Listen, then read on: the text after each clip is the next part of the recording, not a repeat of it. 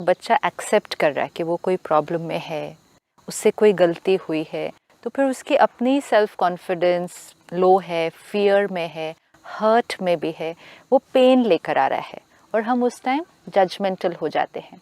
अब वॉट अगर बच्चा कोई पेन में नहीं है, वो सिंपली अपनी बात लेकर आया है और वो बात उसके पर्सपेक्टिव से बिल्कुल राइट है, और अगर बच्चा अपनी राइट बात, और ये सिर्फ बच्चा नहीं, एनीबडी, मतलब कोई भी, it can be husband, wife, friend, boss, colleague, anybody, जब कोई अपनी राइट बात हमारे सामने रखे और हम उसको रॉन्ग कहें तो conflict has started. We have to underline today, आज इस बात को, कि अगर खुश रहना है और हम चाहते हैं कि दूसरे भी खुश रहे, तो ये राइट एंड रॉन्ग सारा दिन जो who is right, who is wrong, but who is right in this, कभी डिस्कशन में भी बैठते हैं, but finally who is right, because we always feel कि एक राइट होना चाहिए ना फाइनली, तो वो एक राइट को ढूंढो कि वो एक राइट कौन सा है। आज मुझे अपनी सोच में और अपनी वोकैबुलरी में भी, शब्दों में भी एक लाइन को चेंज करना है।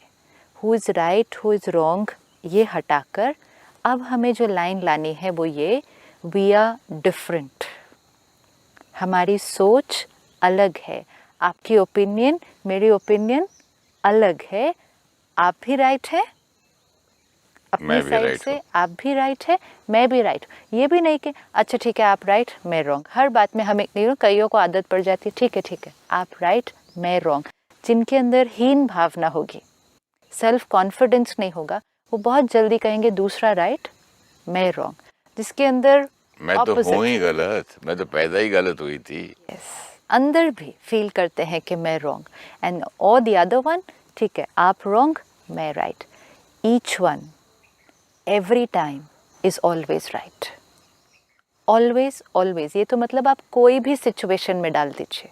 जब काउंसलिंग के लिए दो लोग आते हैं तो काउंसलिंग के टेक्निक में क्या होगा, हम पहले एक की बात सुनेंगे, फिर एक को कहेंगे आप थोड़ी देर बाहर बैठेंगे, हम दूसरे की भी बात सुन लेते हैं, क्योंकि वो अकेले में अपनी बात अच्छी तरह से कहेंगे।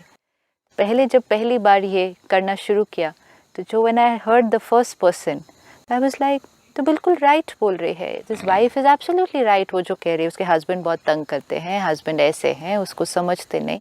तो उनकी बात सुनने के बाद I would prepare my mind कि शी इज़ एब्सोल्युटली राइट। अब ये जब दूसरे आएंगे अंदर, मुझे उनको बताना है कि उनको क्या क्या चेंज करना है अपने अंदर। लेकिन जैसे ही दूसरा व्यक्ति आके बैठे और वो अपनी बात बोलना शुरू करे, तो लाइक ये भी तो बिल्कुल राइट है, तो what is left, where is the problem. ये बिल्कुल राइट है, ये बिल्कुल राइट है।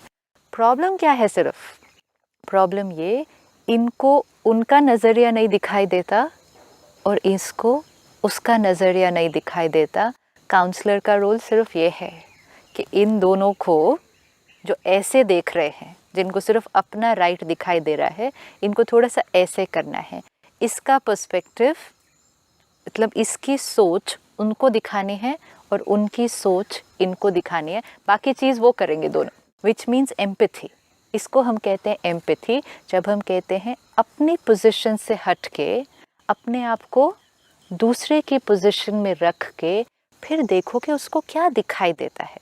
आप उस तरफ बैठे हैं, मैं इस तरफ बैठी हूँ, मेरे लिए जो राइट है वो एक कम्प्लीटली अलग सीन है, and for me this is 100% right, 100% truth, right भी नहीं, 100% ट्रूथ, एंड आपका ट्रूथ एक कम्प्लीटली अलग साइड है। अब हम इस चीज़ पर जीवन भर आर्ग्यू कर सकते हैं, धूलती चेहरे पे और आईना साफ करते रहे। बिल्कुल। अब करना क्या है इस रिश्ते में कि दोनों में से एक अपनी पोजीशन से हटके दूसरे की पोजीशन में जाए और फिर देखे और फिर कहेगा अच्छा यू आर ऑल्सो राइट। अब कई बार ये होगा कि हम दूसरे की पोजीशन देख ही नहीं पाते हैं। मुझे क्योंकि if I am stuck here and I am stuck to this chair and you are stuck to this chair, there is no way I can see this. अब मैं जो कैमरे से आपको देख रहा हूँ और आपके पीछे क्या है सिर्फ मैं देख सकता हूँ। अब मेरे को क्या करना होगा, अब मुझे क्या करना होगा, या तो उठकर यहाँ आना पड़ेगा। अब कई बार मैं नहीं उठकर वहाँ आ सकती, विच मीन्स मुझे आपकी सोच समझ ही नहीं आती, आपको क्या दिखाई दे रहा है मुझे समझ ही नहीं आता। ये भी हो सकता है कि जीवन भर मुझे आपकी बात, वो बात, किसी एक टॉपिक पे मुझे आपकी बात, आपकी आइडियोलॉजी, आपकी ओपिनियन समझ ही नहीं आए और आपको मेरी समझ ना आए, विच मीन्स हम अपनी अपनी कुर्सी से कम्प्लीटली अटैच्ड हैं। ऐसे टाइम पर हम सिर्फ एक चीज़ कर सकते हैं, सिर्फ एक, I can not see what you can see, you cannot see what I can see, but I trust that what you are saying is the truth. That's all. मुझे नहीं समझ में आ रहा आपका, आपको नहीं समझ में आ रहा मेरा, is absolutely fine. But मुझे ये पूरा विश्वास है कि आप जो कह रहे हैं वो आपके लिए संपूर्ण सत्य है और संपूर्ण सही है। ये रिस्पेक्ट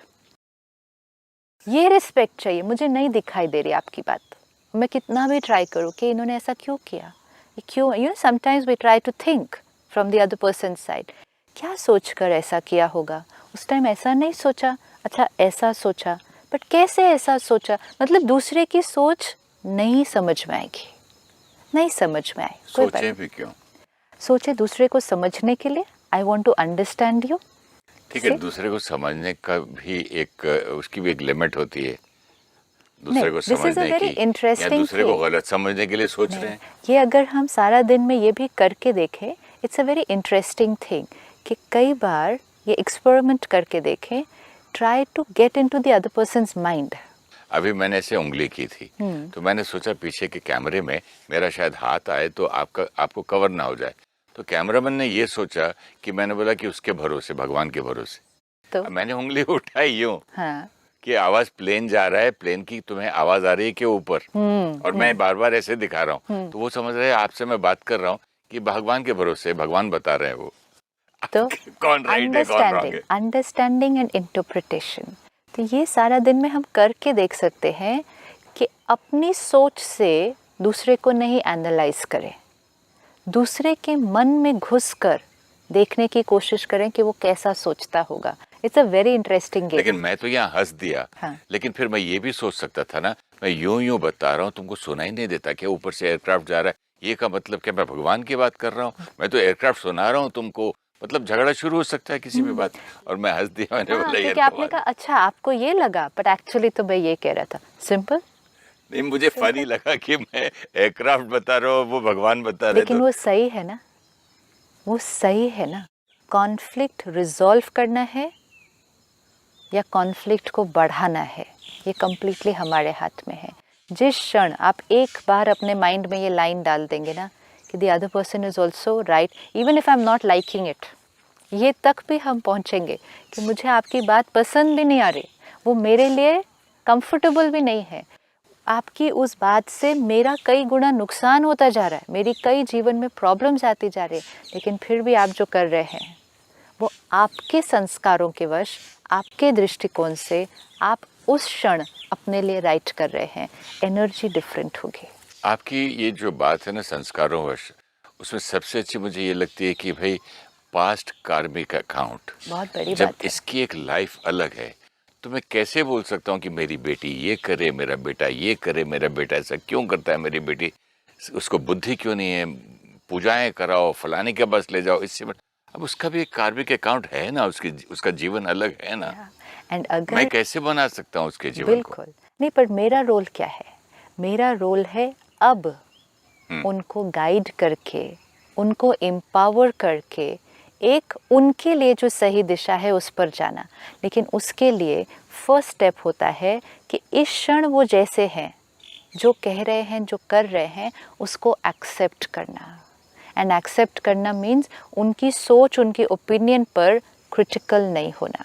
ये जो एनर्जी जाएगी, ये एनर्जी उनको, उनके संस्कार को, उनके कार्मिक अकाउंट को एक्सेप्ट करेगी और नेक्स्ट क्षण उनको एक अलग दिशा में लेके जाने के लिए गाइड भी करेगी। ये भी करेगी। अगर we want to bring about any change if we want to bring about, we will have to first accept the present. Till I resist the present, I cannot change the next minute. आप जरा ये समझाएंगी बात? अगर मुझे आपके अंदर कोई बात अभी ठीक नहीं लग रही, सपोज, एंड मुझे आपको एज अ फ्रेंड गाइड करना है या एडवाइस देनी है कि नेक्स्ट क्षण हम ऐसे कर सकते हैं, हम ऐसे भी कर सकते हैं, अगर आप ऐसे करके देखें तो may be it will do a wonder for you. लेकिन नेक्स्ट क्षण, नेक्स्ट मिनट में एक चेंज लाने के लिए एनर्जी चाहिए होती है। चेंज लाना है ना, एनर्जी चाहिए। ये एनर्जी कैसी चाहिए? हार्मनी की, रिस्पेक्ट की, ट्रस्ट की, प्यार की, तब कुछ चेंज आएगा। Whether it's change for my self और चेंज फॉर अनदर पर्सन। लेकिन वो एनर्जी क्रिएट करने के लिए मेरा प्रेजेंट मोमेंट कैसा होना चाहिए? स्टेबल। अगर मैंने इस मिनट रेजिस्टेंस क्रिएट किया, रिजेक्शन क्रिएट किया, तो प्यार, रिस्पेक्ट ये ब्लॉक हो गया। जैसे ये ब्लॉक हो गया, नेक्स्ट मिनट में जो चेंज मुझे लाना वो नहीं आएगा, दैट विल नॉट कम। तो फर्स्ट मिनट में, हर क्षण, maybe next minute only we have to change, लेकिन इस मिनट एक्सेप्टेंस मीन्स यहाँ पे स्थिरता। एक्सेप्टेंस मीन्स स्टेबिलिटी, मीन्स ऐसे ऐसे ऐसे नहीं हो रहा, क्यों, क्या, कैसे, स्टेबल रहकर use that energy to create change. Beautiful. For yourself also, not only for other people, for yourself. For yourself means अभी मेरे से कोई गलती हुई है, मुझे चेंज होना है, मुझे चेंज होना है। I realised this is not the way, this is the way. तो पहले मुझे इस मोमेंट को, इस गलती को, अपनी इस कमज़ोरी को पहले एक्सेप्ट करना होगा कि यस दिस इज़ इट। लेकिन उस क्षण मेरे लिए वो राइट था। जैसे मुझे हम हर बात पे गुस्सा करने की आदत है, तो क्या एक्सेप्ट करूं इसमें? क्यों, मेरे संस्कार है, मैंने पास्ट कैरी फॉरवर्ड किया है, वो मेरा बहुत डीप रूटेड संस्कार है। I understand it now. पहले मुझे समझ ही नहीं आ रहा था मैं इतना गुस्सा क्यों करता हूँ। मैं तो पनिशमेंट में ही बिलीव करता था कि I am going to punish myself. आज मैं खाना नहीं खाऊंगा, आज मैं मीठा नहीं खाऊंगा, आज मैंने ये गलती कर दी। उससे नहीं चेंज होगा संस्कार। मीठा नहीं खाने से या खाना नहीं खाने से संस्कार नहीं चेंज होगा। पनिश नहीं करना अपने आप को। Punish will not bring about change. Punish नहीं करना है, एक्सेप्ट मेरे अंदर ये संस्कार है एंड इट्स ओके। बचपन से जब एनसीसी, एसीसी और मिलिट्री जो भी है हम लोग करते थे स्कूल में, 5 मिनट लेट आते थे 3 राउंड्स रन, और 10 मिनट लेट आए 5 राउंड रन रन। पनिशमेंट तो हर एक चीज़ की मिलती थी। Stand up on the bench, class में बात किया, ये तो पनिश पनिश पनिश पनिश। फिर बाद में सुनते थे गॉड पनिशेस यू। तो पनिशमेंट की इतनी आदत पड़ी हुई है ना। पनिशमेंट का जो तरीका है, जो हम बच्चों के साथ भी करते हैं, होमवर्क नहीं किया बेंच पे खड़े हो जाओ, ऐसे कान पकड़ के क्लास के बाहर खड़े हो जाओ। Let me ask my self, what is the intention? लक्ष्य क्या है? क्या चाहते हैं? हम चाहते हैं कि जो आज हुआ, जो इस बच्चे ने आज किया या जो मैंने आज किया, वो दूसरी बार फिर से नहीं होना चाहिए। यही चाहिए ना, लक्ष्य तो क्लियर है ना। What happened should not happen again. अब अगर वो छोटी बात है कि होमवर्क नहीं किया या कुछ गलत बोल दिया या कुछ ऐसे कर दिया, उसमें हमने मेथड कौन सा यूज़ किया? फियर, कि ये करोगे तो नेक्स्ट टाइम फिर ऐसा होगा, इसलिए इस डर से नहीं करो कि अगर होमवर्क नहीं करके आओगे तो बेंच पे खड़ा होना पड़ेगा 1 घंटा। ये एक बार इनके साथ हो जाए तो इस डर से ये नेक्स्ट टाइम नहीं करके आएंगे। इवन उन चीज़ों में वो डर वाला मेथड यूज़ नहीं होता, क्योंकि आत्मा की ताकत, हम अपने आप को इमेजिन करें, अगर हम एक बहुत बड़े ग्रुप में बैठे हैं, एक मीटिंग चल रही है, हमने कुछ गलत बोल दिया और जो मीटिंग का लीडर है हमें कहे कान पकड़ के खड़े हो जाओ 1 घंटा सबके सामने, या हॉल के बाहर जाकर आप खड़े हो जाइए। आप मीटिंग में आपस में कैसे बात कर सकते थे इस तरह से? This is indiscipline. आपका मोबाइल बजा कैसे मीटिंग के अंदर? Indiscipline. Please go and stand outside for 1 hour. How will we feel? But how will we feel अपने लिए, एक छोटे बच्चे के लिए नहीं। अगर हमारे साथ ये एक्शन लिया जाए, ये पनिशमेंट हो कि आप कान पकड़ के बाहर खड़े हो जाइए 1 घंटे के लिए, व्हाट इज़ द फीलिंग? क्या फील होगा उस टाइम? इंसल्ट, ह्यूमिलिएशन, आत्मा की शक्ति। ऐसे मुझे कैसे सब लोग देख रहे हैं, what energy I am getting from everybody. मैं खुद कितना ह्यूमिलिएटेड फील कर रहा हूँ। शक्ति डाउन एंड चाहते हैं परिवर्तन अप। परिवर्तन लाने के लिए शक्ति जहाँ थी उससे ऊंची करनी चाहिए। उससे बढ़ानी है।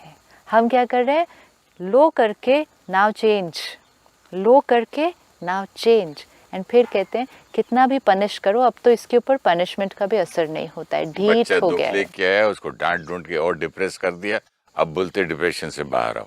तो नहीं होगा ना, नहीं होगा। किसी भी संस्कार को, किसी भी बात को एक्सेप्ट करके, स्पेशली संस्कारों के लिए, फिजिकल चीज़ होमवर्क नहीं किया ये स्टिल ईजियर कि आज नहीं किया कल से करेंगे, लेकिन ये कहना कि आज गुस्सा किया कल से नहीं करूँगा is not that easy, because it's a deep groove. एक बहुत डीप पैटर्न है जिसको मैं लेकर आया। तो जितना मैं उसके प्रति, अपने संस्कार के प्रति क्रिटिकल, गिल्ट, पनिशमेंट, मैं अपनी शक्ति को यहाँ से यहाँ लेकर आ रहा तो हूँ। क्या करना है? Accept that it is fine. How can it be fine? Absolutely it's fine. ये बिल्कुल मैं मेहनत कर रहा हूँ पिछले 20 साल से हाँ, टू इम्प्रूव। दिस संस्कार इज ओके, क्योंकि ये मेरा बहुत डीप पैटर्न है जो मैंने कैरी किया है, और बहुत सारी चीज़ें और बातें हुई होंगी जिसकी वजह से ये बना, अब ये है, and it's fine, which means ये क्यों है, क्यों मैं ऐसा हूँ, ऐसा मुझे नहीं होना चाहिए, ये थॉट्स नहीं चलने। फुल स्टॉप, फुल तो इम्प्रूव कैसे करें? नेक्स्ट मिनट है ना इम्प्रूवमेंट। तो इसके लिए अपने को कोसना नहीं है। This is important. It's fine, ये है, इट्स ओके, ये है, क्यों है, कैसे है, मैं बुरा हूँ, दूसरों में तो नहीं है, दूसरों को मेरे इस संस्कार से कितनी तकलीफ होती है, मैं ऐसा ही हूँ, मैं ऐसा ही खत्म हो जाऊंगा, मेरा नहीं change. This is not needed. ये क्या ट्रांसफॉर्मेशन लेके आएंगे ये सारे? Cursing myself, only depletes energy. अपने आप को बद्दुआ देते रहते हैं। So in one line, it's okay. It's fine, I have this संस्कार. It's a little uncomfortable for me. ये मुझे तकलीफ देता है, but ये है. It's a part of me. It's fine. Yes, it's आज very आपसे बात important. करते हुए मुझे अपनी वाइज मदर की बात याद आती है। जब भी मैं बोलता था ये बच्चा ऐसा कर रहा, भाई ऐसे कर, बोले इट्स ओके, आप पे ठीक हो जाएंगे, थोड़े दिन बाद ठीक हो जाए। मैं हमेशा कहता था तुम कमज़ोर हो, बहुत कमज़ोर है, ना डांटती है, ना गुस्सा करती है, ना कुछ, मारो दो थप्पड़ ठीक हो जाएगा। नहीं पुत्र, ठीक हो जाए। 8 भाई बहन सबको एक्सेप्ट करते थे। मदर का एक्सेप्टेंस संस्कार सबसे हाईएस्ट होता है, लेकिन अब हम अपने मन की मदर है। वी सेड मन बच्चा है, तो हमें इस बच्चे को, ये बड़ा अच्छा पॉइंट है। हाँ, हम अच्छा, मदर मैं है अपने ना? मन का माँ बाप हूँ, है, तो हमने parent कहा हूँ। मन बच्चा है। तो मैं मन बच्चा है इतना सुन लिया, हाँ, तो लेकिन मन किसका बच्चा है? अच्छा, रिलेशनशिप का दूसरा भाग देखा ही हाँ, नहीं। मन- See how the mind works। Yes। मन बच्चा है तो मैंने सोचा हाँ ठीक है बच्चा है, लेकिन मेरा ही अपना बच्चा है, मैं उसका पेरेंट हूँ। वाह, this is मेरा a very- मन है ना, तो मुझे अपने बच्चे को एक्सेप्ट करना है, प्यार ब्लॉक नहीं करना, हील करना है, फिर एडवाइस भी देनी है, और फिर धीरे से उस तरफ लेकर जाना है। ये सब कुछ मुझे अपने मन के साथ पहले करना है। एक बार अपने मन के साथ करना शुरू किया, तब औरों के मन के साथ करना ईजियर होगा। तो इसका मतलब ये है, जब मैं अपने मन को हेट करने लगता हूँ, अपने आप को गालियाँ देता हूँ, अपने आप को पनिश करता हूँ, तो फिर मैं फैमिली के साथ भी यही करता हूँ, दुनिया नौकर के साथ भी ऐसे करता हूँ। क्योंकि वो मेरा बिलीफ सिस्टम है, दिस इज द वे। अगर कोई गलती करे, उसको कर्स करो, क्रिटिसाइज करो, डांटो, फिर उसको ऑर्डर करो कि ऐसे नहीं, ऐसे करना चाहिए था, और 10 बार याद दिलाओ तुमने उस दिन ये कर दिया था गलती। So that's not the way. तो वो रिजल्ट नहीं आ रहा, तो पहले एक्सपेरिमेंट अपने साथ, और जब दिखाई देगा कि अच्छा this is the way it works, फिर वो नेचुरली आप दूसरों के साथ करेंगे, फिर वो करना नहीं पड़ेगा, इट विल बी नेचुरल। जब आप एक्सेप्ट करेंगे अपने आप को कि हाँ, संस्कार चेंज करना इतना ईजी नहीं होता है। मैं लॉजिकली भी कुछ सोचूं तो भी मेरे संस्कार मुझे किसी और डायरेक्शन में पुश करते हैं, मेरे कार्मिक अकाउंट मुझे किसी और डायरेक्शन में पुश करते हैं। जैसे मेरे मन को ऐसा होता है, तो फिर दूसरे के मन को भी ऐसा ही होता होगा। तो एक्सेप्ट करना कितना इजी होगा।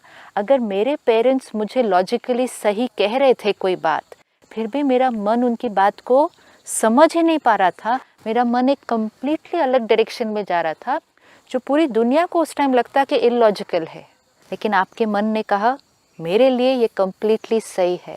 जैसे मेरा मन ऐसे वर्क करता है, वैसे मेरे बच्चे का मन भी ऐसे ही वर्क करता होगा। अब मैं एज अ पेरेंट अपने बेटे को बेटी को कितना भी बोलूँ कि क्या राइट है, उनके मन में राइट की डेफिनेशन तो कुछ और होगी, तो should I not accept that? Then why am I saying कि वो समझते नहीं है, वो ऐसे है, वो they are absolutely right, because मन ऐसे वर्क करता है। मैंने अपने मन को देखा है ऐसे वर्क करते हुए। अपने मन के साथ ही खेलना है सारा दिन, फिर दूसरे के मन को समझना बहुत इजी होता जाएगा। तो पहले कोसना नहीं, गुस्सा नहीं होना, बुरा नहीं फील करना, गिल्ट में नहीं जाना, पूरी एनर्जी इस पे लगाना। अब नेक्स्ट परिस्थिति आएगी ना, अभी नेक्स्ट बात भी तो आने वाली है, 5 मिनट में ही आएगी कोई और बात। Now I will prepare. अब ये बात आएगी ना, I am going to do it completely a different way, peaceful, loveful, जो भी मैंने अपने लिए तरीका देखा, मुझे उस तरह से उस परिस्थिति को अब फेस करना है। Past is past, over, completely on the next minute. अच्छा, नेक्स्ट मिनट में हो सकता है फिर गलती हो जाए, कोई बात नहीं, past is past, over, completely in the next minute.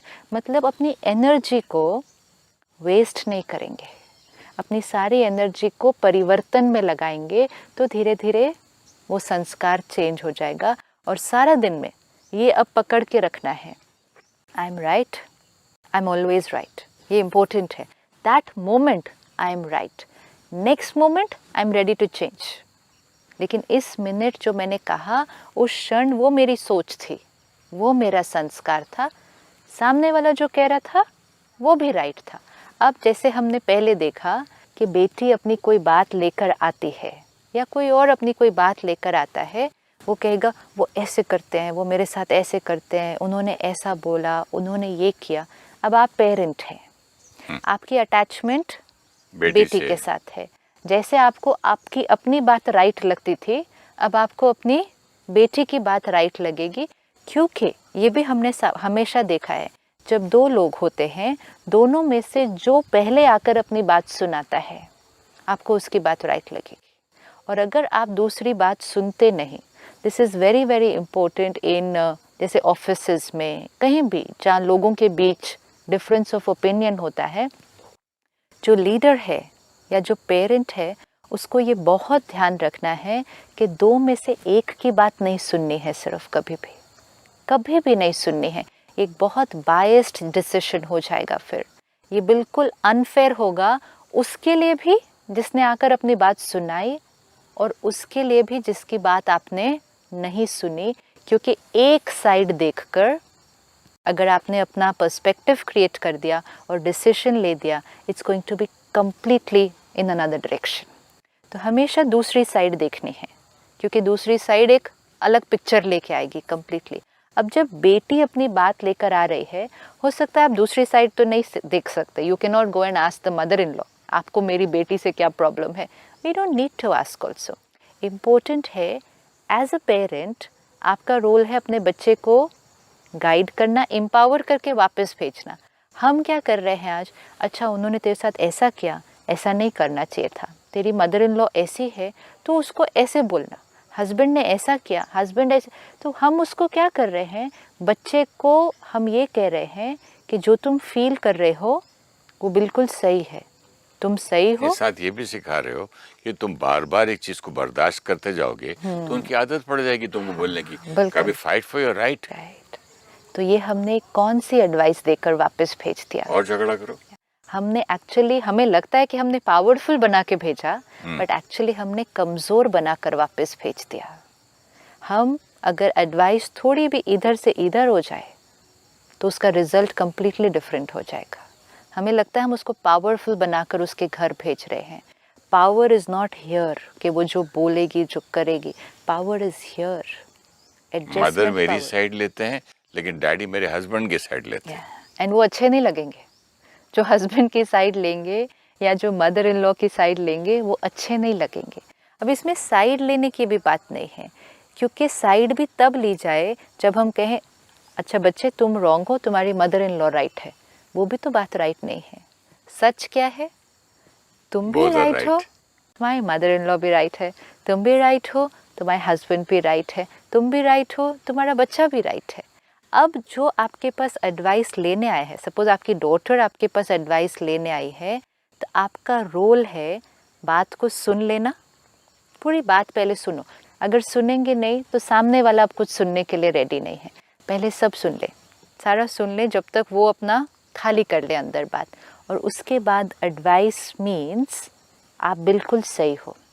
What you are saying, you are absolutely right. आपको तकलीफ हो रही है ना उस घर में, आपको ये सब हो रहा है, आई अंडरस्टैंड, आप बिल्कुल राइट हो। लेकिन 1 मिनट के लिए क्या हम उनका साइड देखें कि वो क्या सोच रहे हैं, वो क्या फील करते हैं आपके बारे में, वो क्यों ऐसा बोल रहे हैं। 1 मिनट उनका देखें दृष्टिकोण। पेरेंट का रोल है या जो फैसिलिटेटर काउंसलर है उसका रोल है इनको दूसरे का पर्सपेक्टिव दिखाना कि वो भी कैसे राइट है, फिर उनको दोनों को छोड़ देना। अब वो बात को वो लोग ठीक करेंगे, थर्ड पर्सन उससे ज़्यादा कुछ नहीं कर सकता है।